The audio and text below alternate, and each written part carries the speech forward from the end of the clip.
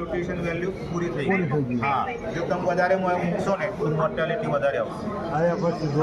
ખાલી 3 થી 4 દિવસ એટલા માટે કે આટલી દૂરથી જે છોડ જતો હોય ને થોડોક ટ્રાન્સપોર્ટેશનમાં એને જર્ક લાગેલો, આપણે 3-4 દિવસ કંઈ મૂકી રાખવાના અને તો શું થશે, આ જે જર્ક લાગેલો છે એ થોડોક સક્રિય થઈ જશે અને આપણા ક્લાઇમેટમાં કંઈ શૂટ થઈ જશે.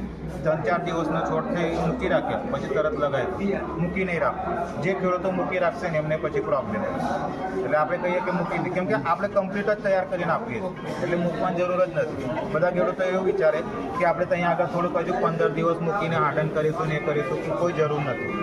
કોઈ જાતની ટ્રીટમેન્ટ કરવાની પણ જરૂર નથી. આ કમ્પ્લીટ જ છોડો કરીને આપીએ છીએ. આ તમારે જો ખાલી એક ફંજીસાઇડનું ડ્રેન્ચિંગ કરવું હોય તો ત્યાં આગળ થોડું કરી શકો. માઇક્રોજાન ડ્રેન્ચિંગ કરવું હોય તે વસ્તુ કરી શકાશે.